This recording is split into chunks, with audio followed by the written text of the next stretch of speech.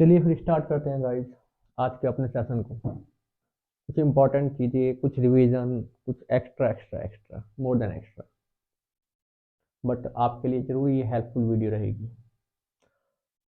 अगर आप किसी भी प्रकार के पुलिस के एग्ज़ाम की तैयारी कर रहे हैं तो आप सभी जानते हैं कि आपके लिए पॉलिटी सबसे इम्पॉर्टेंट फैक्टर होता है।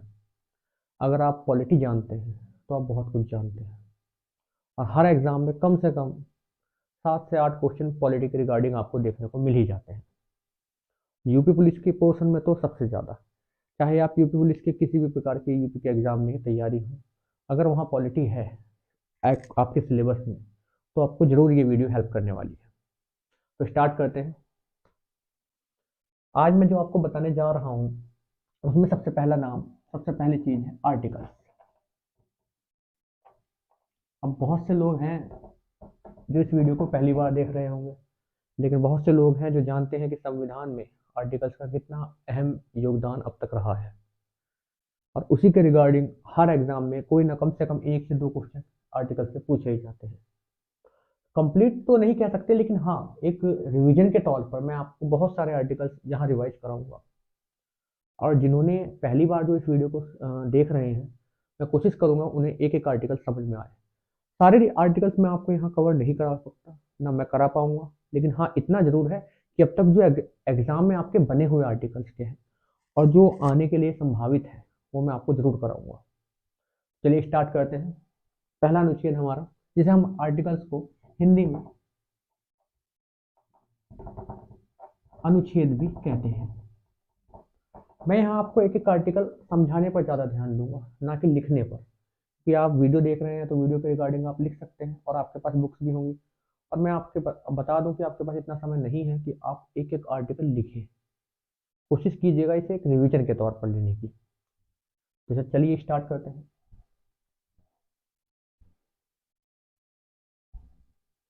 आर्टिकल 1,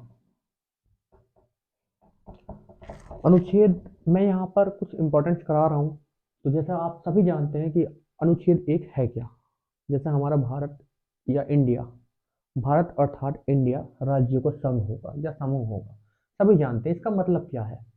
इसका मतलब ये है कि हमारे यहाँ जितने भी राज्य या केंद्र शासित प्रदेश हैं वो सभी एक सेंट्रल यूनिट है। भारत अर्थात इंडिया राज्यों का संघ होगा। यह आपका आर्टिकल 1 में है।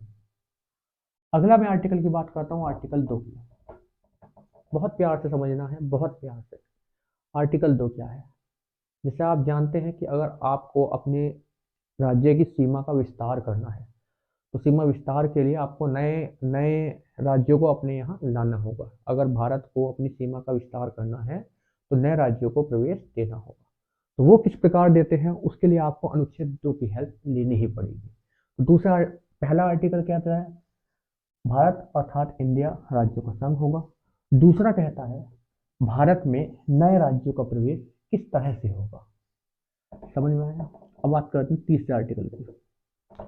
तीसरा आर्टिकल कहता है आपके यहाँ ऑलरेडी कोई राज्य है और हमें उस राज्य को तोड़कर या फिर उसकी सीमा में परिवर्तन करके किसी नए राज्य का गठन करना है तो हम किस विधि से करेंगे, वो आपको अनुच्छेद 3 में मिलेगा। आर्टिकल 2 है नए राज्यों का गठन। आर्टिकल 3 है पुराने राज्यों की सीमा में परिवर्तन। आर्टिकल 4 हालांकि अनइम्पॉर्टेंट है, इसलिए मैं आपको ज़्यादा बताऊंगा नहीं, बस थोड़ा सा समझना है। अगर आपको अनुच्छेद 2 और 3 में कुछ संभावित संशोधित करने हैं तो उसकी विधियाँ किस प्रकार है वो आपको आर्टिकल 4 में मिलती है। अनइम्पॉर्टेंट है, अभी तक एग्जाम में बहुत कम बना हुआ, अभी तक बना ही नहीं एक प्रकार से। ये आपका, जहाँ तक हम बात करते हैं 1 से लेकर 4 तक, ये आपका पार्ट 1 है। जब संविधान में आपने पढ़े होंगे, जैसा कि आप जानते हैं कि आपकी रिकॉल रिवीजन क्लासेस में पढ़ाई होगा आप सभी ने। भाग 1 में अनुच्छेद 1 से लेकर 4 तक वर्णित है। अब बात करते हैं भाग 2 की। बहुत प्यारा, जिसे हम आज की डेट में सिटीजनशिप के नाम से जानते हैं, और आर्टिकल 5 से लेकर 11 इसी के अंतर्गत वर्णित किए गए हैं। बात करते हैं अनुच्छेद 5 की। जिस समय हमारा देश आज़ाद हुआ था, आज़ादी के बाद हमारे संविधान में जब संविधान को लागू किया गया था तो उस समय जो नागरिकता मिलती थी वो किस प्रकार से मिलती थी, कितने तरह से मिलती थी, वो सब अनुच्छेद 5 में वर्णित है। यानी कि मैं एक सिंपल भाषा में अगर कहूँ, सरल शब्दों में कहूँ, तो संविधान के प्रारंभ में नागरिकता किस प्रकार दी जाएगी, ये आपका अनुच्छेद 5 में है। एक बार रिकॉल कर लेते हैं। आर्टिकल 1, भारत अर्थात इंडिया राज्यों का संघ होगा। आर्टिकल 2, किसी भी नए राज्य का प्रवेश हम किस प्रकार कर सकते हैं अपने संविधान के तहत। आर्टिकल 3, पुराने राज्यों की सीमा में किस प्रकार परिवर्तन होगा। 4 अनइम्पॉर्टेंट है, मैंने आपको बता दिया है। आर्टिकल 5, संविधान के प्रारंभ में नागरिकता। उसके बाद बात करते हैं आर्टिकल 6, अनुच्छेद 6। अनुच्छेद 6 कहता है कि जिस समय हमारा देश आज़ाद हुआ था, तो उस समय पर कुछ शर्तें रखी गई थी। कुछ लोगों को कहा गया था कि अगर आप पाकिस्तान में रहना चाहते हैं तो पाकिस्तान में रहें, अगर आप भारत में रहना चाहते हैं तो भारत में रहें। सभी जानते हैं, मूवी देखी होगी आपने सभी ने। आर्टिकल 6 में ये कह रहा है कि अगर कुछ लोग पाकिस्तान से भारत आए हैं तो उन्हें किस प्रकार से नागरिकता दी जाएगी या उनकी क्या विधियां होंगी, ये सब अनुच्छेद 6 के अंतर्गत कहा गया है। बात करता हूं मैं अनुच्छेद 7 की। आर्टिकल 7, प्योर आर्टिकल, बहुत प्यारा आर्टिकल। कुछ लोग होते हैं ना, जिन्हें लगता नहीं कि अपना घर अच्छा होगा, तो ऐसे ही कुछ लोग यहाँ भी थे, भारत में भी।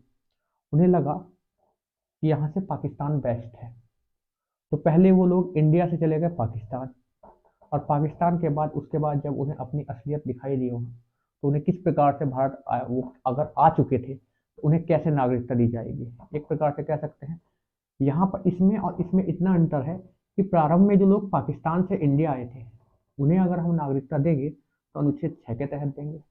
और कुछ लोग भारत से पाकिस्तान गए और पाकिस्तान से दोबारा जो भारत आए, उन्हें हम नागरिकता देंगे तो अनुच्छेद 7 के तहत देंगे। बहुत अच्छे अच्छे आर्टिकल्स हैं, आपको धीरे धीरे सीखने को भी बहुत कुछ मिलेगा, आपको पता भी होना चाहिए इसके अंतर्गत और क्या क्या है। अनुच्छेद 7 तक आ गए। अब बात करते हैं 8 की। एक ऐसा आर्टिकल जिसकी जरूरत थी, बहुत ज़्यादा ज़रूरत थी, कि भारत के बाहर रह रहा बच्चा कोई भी भारतीय है यदि उसके माता पिता भारतीय है तो।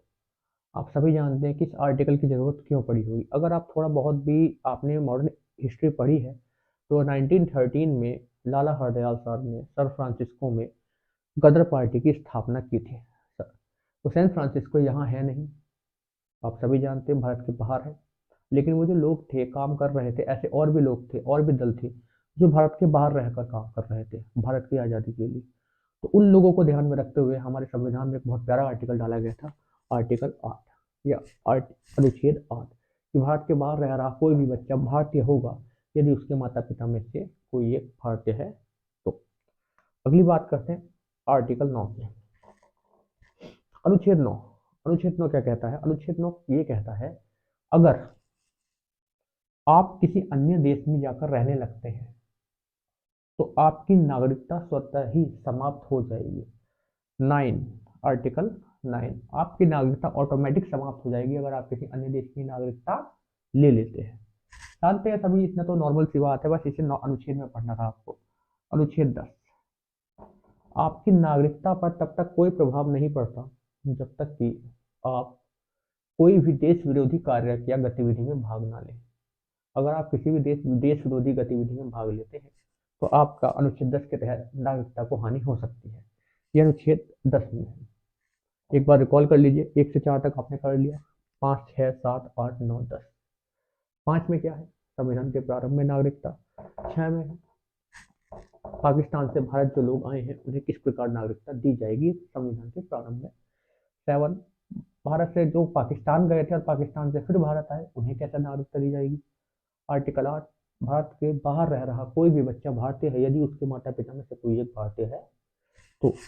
आर्टिकल 9, आपकी नागरिकता पे तब तक कोई प्रभाव नहीं पड़ सकता जब तक आप किसी अन्य देश की नागरिकता ना ले लें। आर्टिकल 10, आपकी नागरिकता पे तब तक कोई प्रभाव नहीं पड़ेगा जब तक आप किसी देश विरोधी गतिविधि में भाग ना लें। अब आर्टिकल 11, सबसे ज़्यादा अब तक जो पूछा, अब जो आर्टिकल पूछे जा रहे हैं उनमें कि नागरिकता के विषय में कोई भी कानून बनाने का जो अधिकार होगा वो हमारी संसद, और संसद में भी मिनिस्ट्री होती है, होम मिनिस्ट्री, गृह मंत्रालय, उससे होगा। सबसे इम्पोर्टेंट आर्टिकल अगर इसमें इस वक्त मैं देखूँ तो आर्टिकल 11 है। बहुत बार एग्जाम में बना है, वेरी इंपॉर्टेंट आर्टिकल। तो आपके 2 भाग कंप्लीट हो चुके हैं, भाग 1, भाग 2। क्योंकि ये रिवीजन क्लास है तो इसलिए मैं ज़्यादा फोकस रिवीजन पर रख रहा हूँ। अब बात करते हैं हम, इसके बाद क्या आते हैं, भाग एक में आपने देख लिया, भाग दो आपने नागरिकता देख ली, भाग तीन में अच्छे से आप सभी जानते हैं बहुत प्यार से, इसमें आपके मौलिक अधिकार, जिन्हें हम मूल अधिकार भी कहते हैं। कुछ बातें इसी के साथ साथ आपको रिकॉल भी करनी है। 5 से लेकर 11 तक थी नागरिकता, और हमारे भारत में जो नागरिकता है वो हमने कहाँ से ली है, कोई बता सकता है? वो ली हमने ब्रिटेन से। और हमारे भारत में एकल नागरिकता का प्रावधान है। एकल नागरिकता का मतलब ये होता है कि अगर हम भारत में हैं तो केवल भारतीय कहलाएंगे। हो सकता है कि कुछ लोग कहेंगे कि भारतीय तो कहलाएंगे, इसका मतलब क्या होता है? तो ऐसा समझिए, अगर आप अमेरिका में रह रहे होते और अमेरिका की किसी कंट्री में रह रहे हो, और अमेरिका की किसी स्टेट में रह रहे होते, तो आपको वहाँ स्टेट की भी नागरिकता लेनी जरूरी है और अमेरिका की भी नागरिकता भी लेनी जरूरी है। बट आप इंडिया में हैं और इंडिया में एकल नागरिकता है, तो आपको केवल और केवल अपने सेंट्रल की ही नागरिकता लेनी जरूरी है। अब लोग पूछते हैं, बहुत कॉमन सा क्वेश्चन कई बार पूछा जाता है कि नागरिकता में क्या अंतर है। आप कह रहे होंगे कि मौलिक अधिकार से नागरिकता में क्यों चले गए, क्योंकि आपने जो चीज़ पढ़ ली उसके रिगार्डिंग कुछ बहुत क्वेश्चन और भी बनते हैं, बहुत प्यारे प्यारे क्वेश्चन बनते हैं। मौलिक अधिकार भी समझेंगे। मौलिक अधिकार से समझ में कुछ बातें मैं मिस कर गया था, जो मैं आपको यहाँ ध्यान दिला रहा हूँ। हमने ली थी एकल नागरिकता ब्रिटेन से। एकल नागरिकता हमारे यहाँ हम कहते हैं हम भारतीय हैं, हम ये नहीं कहते कि मैं उत्तर प्रदेश का निवासी, हम उत्तर प्रदेश, समझ में आ रही है मेरी बात, कि हम उत्तर प्रदेश के रहने वाले हैं तो हम उत्तर प्रदेश की नागरिकता कहलाते हैं। हम भारत के नागरिक हैं, हम ये कहते हैं ना कि हम ये कहते हैं कि उत्तर प्रदेश की नागरिकता हमारे पास है, हमारे पास भारत की नागरिकता है। थोड़ा सा बहुत हल्का सा क्वेश्चन है, समझ जाएंगे आप सभी। मौलिक अधिकार, पहले तो मैं आपसे जानना चाहता हूँ कि मौलिक अधिकारों के बारे में आप क्या जानते हैं।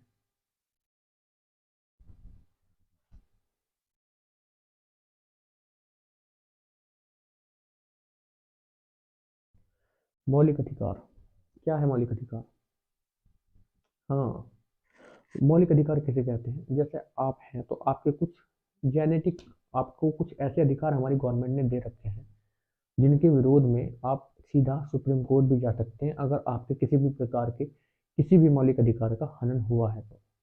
अब मौलिक अधिकार एक टर्मिनोलॉजी है, इसे कुछ लोग कुछ और समझते हैं, कुछ और समझते हैं। फिलहाल हम बात करते हैं अपने पॉइंट पर, क्योंकि मैं ज़्यादा नहीं समझाऊंगा इसमें, समय भी आपके पास कम है और मैं आपको वीडियो को लंबा नहीं करना चाहता। मैं चाहता हूँ कि आपको जल्दी से जल्दी, ज़्यादा से ज़्यादा फायदा हो। मौलिक अधिकार सभी जानते हैं, हमने कहाँ से लिए हैं? यूएसए, बहुत अच्छी बात है, हमने अमेरिका से लिए हैं। और अमेरिका ने कहाँ से लिए हैं, कोई बता सकता है क्या? चलिए आपका होमवर्क, हम अमेरिका ने कहाँ से लिए हैं। फिलहाल आर्टिकल 12 से लेकर 35 तक हमारे संविधान में मौलिक अधिकारों का हमने वर्णन कर रखा है। अनुच्छेद 12, अनुच्छेद 12 में क्या रखा है? हमारे मौलिक अधिकारों से रिगार्डिंग जो भी राज्य की परिभाषाएं हैं कि राज्य हमें क्या क्या मौलिक अधिकार देंगे, वो सब हमने अनुच्छेद 12 में कह रखे हैं। अनुच्छेद 13 कहता है, अगर किसी भी प्रकार कोई नया कानून आता है तो पुराना कानून स्वतः ही समाप्त हो जाएगा। इसे हम सिंपल भाषा में कहते हैं अल्पीकरण।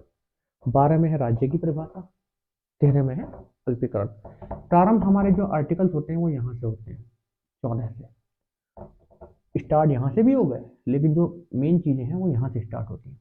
प्रारंभ में हमारे पास 7 प्रकार के मौलिक अधिकार थे और वर्तमान में हमारे पास 6 प्रकार के मौलिक अधिकार हैं। अब कन्फ्यूजन स्टार्ट हो गया। 12 से लेकर 35 तक अनुच्छेद में है, तो ये 7 और 6 क्या होते हैं?